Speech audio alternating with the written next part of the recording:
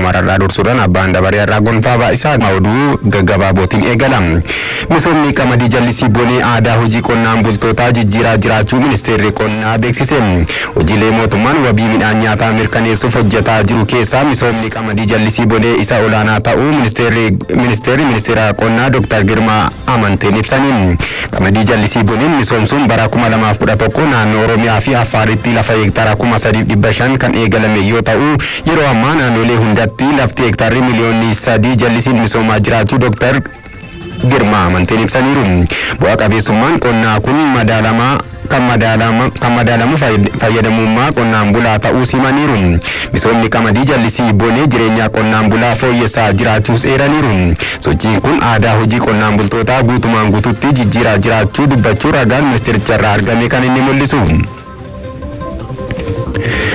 Ambassador Taayeen Itoophiyaatti ambassadoroota Jibuutii, Yordaanosii fi Kuweet waliin mari'ataniin. Itoophiyaan biyyoota kanneen waliin hariiroo qabdu caalmaatti cimsuuf fedhii qabaachuu ambassador Taayee Asqaasillaasee kan isaan ibsaniin. Itoophiyaan waliigaltee bobbii hojjettoota Yordaanos waliin mallatteessitee mana maree ministeerotaan ragga'uu ambassador Taayeen eeraniiru. Waliigalteen akka kanaa hariiroo biyyoota lamaanii caalmaatti cimsuuf riqicha ta'uun kan tajaajilan ta'us eeraniiru. Waliigalteen wal fakkaatu Kuweet waliinis mallattaa'an kan eegamu ta'uu Itoophiyaatti ambassador Kuweet dubbataniiru. Ambassador Taayeen Itoophiyaatti ambassador Jibuutii Abdii Mahamud waliinis dhimmoota waloo fi naannawaa irratti mari'achuu ragaa ministeera dhimma alaa irraa argame kan inni mul'isu. Hospitaalli Comprehensive Specialized Clinic rakkoo dhiyeessii galteewwaniif tajaajila yaala fayyaa kalee dhiquu dhaabee ture irra deebiin jalqabe. Hoogganaan biiroo fayyaa kutaa magaalaa Finfinnee Dr. Yoonaas Caalaa akka himanitti hospitaalichi hanga yeroo dhiyootti tajaajila yaala fayyaa kalee dhiquu kennaa tureera jedhani. Haa ta'u malee sababa rakkoo hanqina dhiyeessii yaala kanaaf barbaachisuun tajaajilli kun adda cituu himani. Dhaabbanni Meedirook Itoophiyaa meeshaalee yaala fayyaa kalee dhiquu 10 birrii miliyoona 40 baasanii fi galteewwan tajaajila kanaaf barbaachisan kan ji'a 6 ta'uu dhiyeessuu isaan tajaajilicha irra deebiin eegalameeras jedhani. Tajaajilichi waaraan itti fufsiisuuf biiroon fayyaa magaalaa Finfinnee baajataa birrii miliyoona 25 ramaduunis eeraniiru jechuun gabaasni kan tajaajila oduu Itoophiyaati.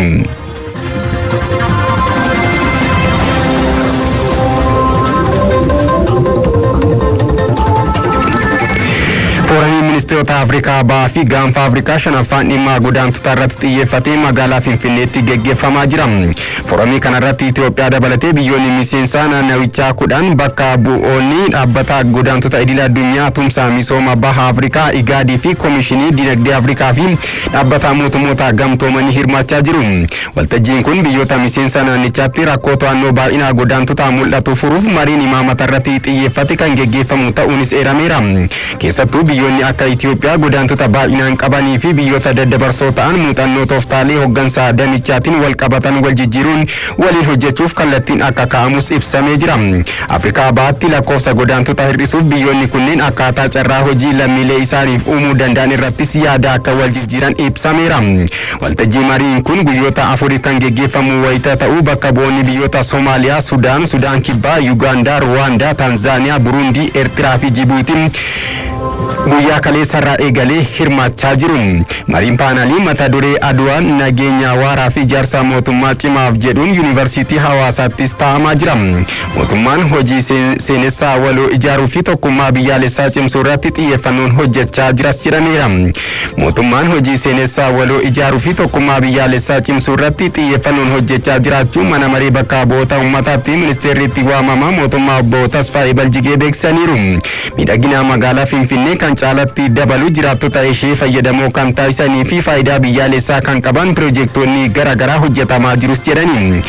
Kutaa magaalaa Qaaqeetti imala qabeenya uumuurratti gufuu nu mudatanii fi xiyyeeffannoo gara fuula duraa jedhuun waltajjiin marii hawaasaas geggeeffameera. Waltajjii kanarratti barreeffama yaada mariif ta'u kan dhiyeessan miseensa koree hojii raawwachiiftuu paartii badhaadhinaa fi mana marii bakka bu'oota uummataatti ministeerri itti waamamaa mootummaa obbo Tasfaayee Baljigee wayita ta'an qabeenya Itoophiyaan qabdu misoomsuu fi humna qabnu guutuu qindeessinee xiyyeeffannoo addaan hojjechaa jirra jedhani.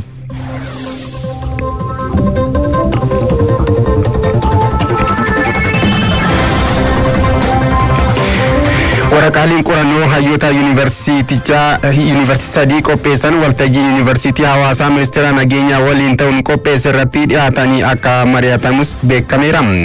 Waraqaaleen qorannoo kunneen duudhaa biyyaalessaa faayidaa fi eenyummaa irratti kan xiyyeeffatan yoo ta'u pirezidaantii yuunivarsiitichaa Dr. Ayyaanoo Bariisoo marii paanaalii kana akka qajeelchaniif ibsameera. Hayyoonni yuunivarsiitichaa hooggantoonni mootummaa fi qaamoleen biroos irratti hirmaataniiru.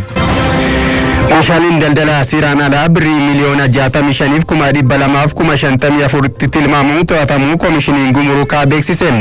Meeshaaleen to'annoo jala oolan kunneen Somaaliyaa irraa ka'uun gara naannoo Somaalee magaalaa Jijjigaatti osoo geejjibsiifamaa jiru to'atamuun himameera. Meeshaaleen qabamanis bilbiloota, firiijii, maashinoota uffata miiccan, meeshaalee mana keessaa uffata garaagaraa, meeshaalee nyaataa, qorichaa fi kanneen biroonis himameera.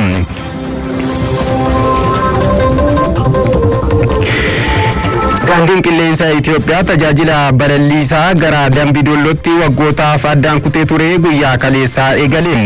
Daandichis balallii xiyyaaraa torbeetti guyyoota 3 jechuun wixataa, roobii fi jimaataa akka kennu eerameera.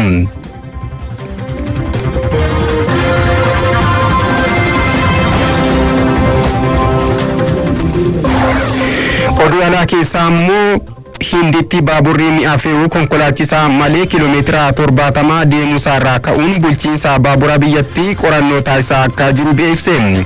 Baaburri mi'a fe'uu kun konkolaachisaa malee deemsaa akka jiru viidiyoon agarsiisan miidiyaa hawaasaatiin tamsa'uusaatiin dhimmoota ijoo ta'anidha.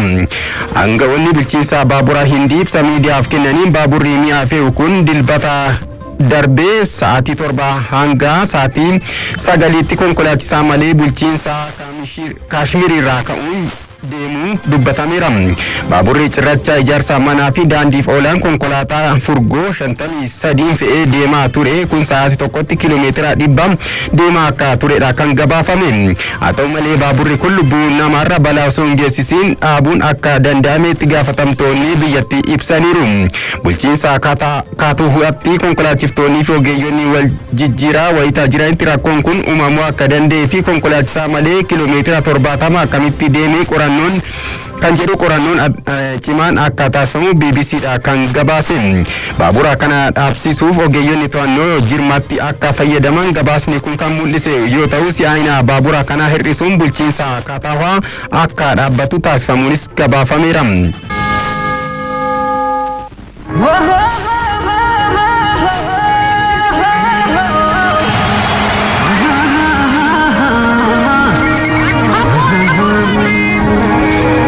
waliigalteen Ucaalee keeyyata 20 qaba. Keeyyatota 20 kanarratti gaafa walii mallatteessanii keeyyanni 2 rakkoo godhate. Keeyyanni 2 kun tokko keeyyata 3 fi keeyyata 17 jedhama. Hundaa ol garuu waraana kana sababa kan ta'e keeyyata 17ffaa waliigaltee Ucaaleeti. Waraana Balagee gama Itoophiyaatiin kan hoogganee Fiixa Waraanii Gabayyoo Gurmuu nama jedhamutu hoogganaa waraana Itoophiyaa ture. Fiixa Waraanii Gabayyoo Gurmuu yeroo Xaaliyaanota wajjiniin warra kutanitti hooggansa waraanaa Xaaliyaanota ajaa'ibeen injifannoo gonfatee Xaaliyaanonni rukutamanii duubatti deebi'anii jechuudha. David Heroo kan jedhamu immoo seenaa yeroo lama hirmaate. Injifannoo Adwaa irratti illee hoogganaa waraanaa ta'ee dhaqee Xaaliyaaniin biyya keenya lammata gaafa weerartullee lubbuun jiraatee ammallee lola irratti kan wareegame olaantummaa fi eenyummaa gurraachotaa galmee seenaa addunyaa irratti kan katabsiise Dajjaaz Baalchaa Saafoo kan jedhamu.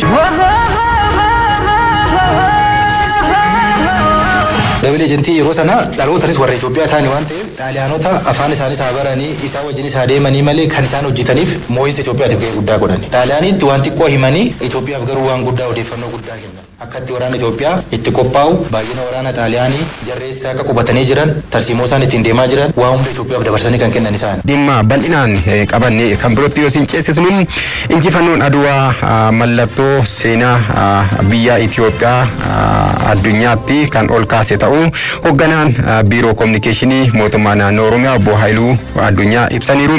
Dhimma kana Dassaaleenyi Asaffaa akka nutti nu biraan gaha. Injifannoon Adwaa seenaa biyya keenyaa kan ol kaasee fi seenaa gurraachootaa kan jijjiire ta'uun ibsame. Injifannoon Adwaa akka addunyaatti seenaa gurraachootaa kan mul'ise ta'uu hoogganaan biiroo dhimmoota kominikeeshinii Oromiyaa obbo Haayiluu Addunyaa ni dubbatu. Injifannoon Adwaa injifannoo gurraachi adii injifachuu akka danda'u addunyaatti agarsiise ta'uu bira darbee injifannoo iccitii tokkummaa fi jaalalli biyyaa ol ka'ee itti mul'atedha. Adawaan gootummaa abbootii keenya kaleessaa ol kaasee addunyaatti kan mul'ise akkasumas uummanni gurraachi bilisummaa isaatiif falmatuu akka danda'u kan onnachiise madda sabboonummaa fi raacetii qabsoo bilisummaa uummattoota gurraachaati. Injifannoon Adwaa saboonniif sablammoonni wal ta'uun kan irratti hirmaatan seenaa Itoophiyaa keessatti isa jalqabaa ta'uu Haayiluun dubbatan. Injifannoon Adwaa injifannoo saboonni sablammoonni tokkummaadhaan ka'anii irratti hirmaatan isa jalqabaati seenaa Itoophiyaa keessatti. Adwaan dirree tokkummaa fi gamtoominni Itoophiyaa irratti mul'atedha jechaadha. Kanaaf biyya keenyaan ol kaase seenaa gurraachaas kan jijjiire injifannoo boonsaadha. Lola Adwaa irratti geggeeffame irratti gootonni Oromoo diina birmadummaa biyyaa sarbuuf daangaa cabsee dhufe barbadeessuun injifannoo keessatti qooda fudhachuu yommuu ibsan. Lola Adwaa irratti gootonni Oromoo kumaatamaan lakkaa'aman loltummaadha hanga ajajaa waraanaatti hirmaachuun madaala waraanaa madaala humna yeroo sanaa jijjiiruu danda'aniiru jechaadha. Kanaaf seenaa boonsaa ijaarsa biyya kanaa keessatti Oromoon gumaache kan agarsiisu seenaan Adwaa irratti galmaa'e. Oromoon biyya ijaaruu qofa osoo hin taane birmadummaa biyyaa tiksee har'aan ga'uu keessatti qooda olaanaa qaba jedhan.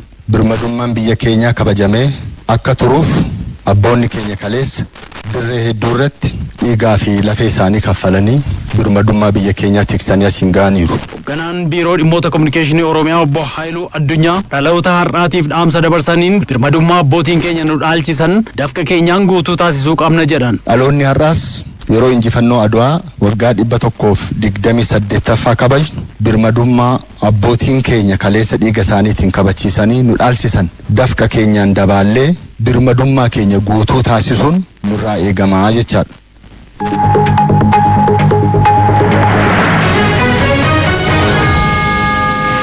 Tolee kabajamtoota dhaggeeffattoota keenya deebineetii kan jiru jechuudha. Kan isin dhaggeeffachaa jirtan OBN FM Finfinnee 92.3 oduuf odeeffannoo waamara keenya kan guyyaa kibxataa ganamaati jechuudha. Tifuneetii kan nuti jirru jechuudha.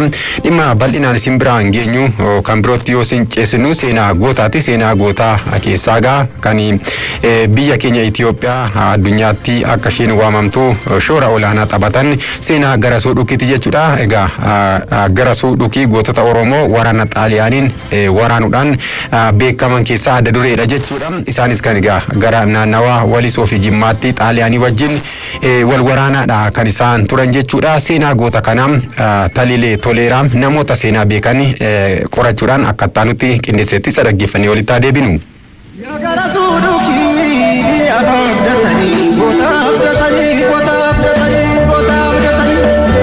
Dur Itoophiyaan diinawwayita qoramtu bitaa mirgaan qaamolee bituuf boqonnaa dhorkaniin immoo amne akkuma olaantummaa ishee kabachiiftetti seenaa bitamuu fi mo'amuu osoo hin qabaanne biyya bilisa taate kan har'aa kana dhaaluu dandeenye kun akka ta'uu fi biyyi kolonii jala akka hin galle kan nu taasisan ammoo abbootiin keenyaa fi haadholiin keenya aarsaa hedduu kaffalaniini. Seenaa gootota Itoophiyaa dacheen Oromoo gumaachite keessaa ammoo Dajjaasmaash Garasuu Dhukii yookaan Abbaan Booraa isa tokkodha. Garee caammaa gurraatti Habashaa qofa miti faranjiinuun sodaatte jedhu yoo weellisaniif yommuu silaa dargaggoo wajjin hin taphannu weelluun ijoolleen wajjin taphannu danuu jiru. Maal jedhanii dhiichisu? Caammaa jilbaa kutaa maaltu jibbaa Garasuu Dhukii tokkicha kittee nama dhibba. Yaalolee lolee ittacha kololchaa yaalolee lolee goonni kunoo dhufee yaalolee lolee abbaa boora dhufee caammaa jilbaa kutaa maaltu jibbaa garee Dhukii tokkicha kittee nama dhibba. Yemmuu geeraranis akkasuma jedhu. Garee koo garee waatii maarudha goota hunda caaludha goota hunda caaludha manni isaa kaarroo miti nyaarri isaan faarroo miti garee waatii Dhukiidha jedheen itti koore qaba. Dajjaasmaash Garasuu Dhukii abbaa isaa obbo Dhukii Gulummaa fi haadha isaa aadde Warqee Elemoorraa caamsaa 27 bara 19 dhalate. Bakki dhaloota isaa karaa Jimmaarraa magaalaa Walisoo cinaatti kan argamu naannoo Maaruu jedhamutti. Garasuun umurii isaa ijoollummaatti barumsa isaa fi jireenya hawaasummaa kanneen birootiin baay'ee cimaa waliigaltee irrattis mudaa kan hin qabne waan ta'eef namoota hundaa biratti jaalatamaa ture. Kan itti dhalatanii kaarroodha. kaarroo jedhama bilisummaa sun sifiraansa. Goodaa Wallaggaa jedhamtu jiraachi meedan bal'aan achitti fardeen taphatu jedhu fardaa'immaadhaan jammaranii farda yaabbee jaalatu achirratti ijoollee walitti sabaasabanii gibira galchu farda taphatanii innaa dachaanii dhufan ijoolleen kun kaan mulluu kaan akaawii kaan biddeenas fedhatanii gaafa fedhe jira dukkaanii dhaabeet dukkaanii jechaan naxalaa ijoolleen uffattu walitti fufee markii sanaatiin gibira laataa ture. Isaan garaa bal'aadha qabu. Enerjoomus ammeenya hin qaban. Wanni tokko mootummaa isaatiin bakkaan ga'u sana booda immoo akkuma aadaa Oromtichi diina tokko rukutanii yoo kuffisan lammatatti hin deebi'an. Isaanis akkasuma harkaan qabanii qabna jedhanii hin dubbatan. Oduu baay'isanii hin fudhatan. Yeroo biyyatti deebi'anii galan namoonni yeroo sana baandaa ta'anii faranjoota xaaliyaanota faana deemantu jira. Kan isa basaasantu jira. Waggoota 5 yeroo xaaliyaaniin biyyicha bulchaa turte keessatti loltuu qopheeffatee waliin riphee loluu diina bahaa gala dhoowwaa ture. Kallattiinis ba'uun diina humna lafoo fi qilleensatiin loluu mo'achaa loltoota hedduu booji'aa barbadeessaa kanneen jalaa booji'aman deeffachaa qabsoo hidhannoo fi hojii gootummaa itti fufe. Goota Itoophiyaa dacheen Oromoo biqilchite kana gaggeessitoonni xaaliyaanii fi baandan sodaatanii si'a hedduu araaraaf jaarsa erganillee garasuun gargaarsa uummataa fi onnee waan qabuuf shiraa fi kiyyoo isaaniitiin qabamuu hin dandeenye. Keessumaa uummanni Itoophiyaa xaaliyaanotaan Finfinnee irratti mulluu ta'e ija duraa baduu dide. Guyyaa tokkollee osoo miilla isaarra rasaasan rukutamee loltoonni harkaa dhumanii kanneen afan ammoo diina duratti isa gatanii deemanitti akkas jechuun yaadannoo isaa barreesse. Ani garasuudha, hojii koos xumureera, du'us giroo koo miti. Kan na yaaddessu garuu Finfinneen bakki uummanni koo irratti dhume bilisa baatee osoon hin argin du'uu kooti jechuun yaadannoo isaa barreesse. Haa ta'u malee yeroo marfame sanatti du'a oolee diinota harkaa ba'uun madaan isaa fayyee loltoota abdii kutuun faca'an walitti qabuun amma dhumaatti lole. Dhaloota dhiigatti wasiila laataa ijoollummaadhumaan gaafa majammaraa jedhugaa naannatti manan ijoollummaadhaniin haati garaatti baatti jedhan haadha barcumarraa dhiitee kuffise garaa keessa bakka sanumaan bahee guzufinnatiidhumaan guddatee asitti egaa abbaa booraa jechuun farda boora qabu Wallagga kan jedhan meedan isaaniin jira maaruudha achitti taphatu goojee farda sanaan qabatee abbaa booraa kan jedhameen kanaafi baay'ee achirraa barachuun isarra jira dhiirummaadhaan ta'e jagnooma yookiin arjooman ta'e yookiin immoo nama jaalala biyya abbaa isaatiin ta'e jaalala isaa ta'e kana qabachuutu irra jira nama dhalatu irratti. Egaa tokko dhumallee ta'e tokko immoo hin hawwaka gara biraatti deebi'eetti gara balleessaa gara guddinaarra gara xinneenyatti kan harkisu jira malee waa baay'ee irraa barataa turre. Amma waraanni eessatti kaasan gaafa majammaraa qabu baddaa qeerroo jiru kun randagamaa kanarratti kan ka'e tokko jedhe achi ka'ee sana caala gaa walitti deemee duraa waggaa lamanasaa teesse jarartiin waggaa 3 lolte waggaa 3 sanas keessatti kan rukutaman baddaa qeerroo kanarratti innaa sana kimiin baay'een hin jiru manuma namaa ciisaniitti amma torbee 2 wayyaanii bakka isaa waraan ofiitti qaxxalan hin dheessine. Waa'ee garasuu haasofna garasuu dhukii haasofna garasuu yaa ilma dhukii ilma walee walisoo garasuu yaa ilma dhukii ilma walee walisoo eenyu abbaa shirraan sinsa sittan bahe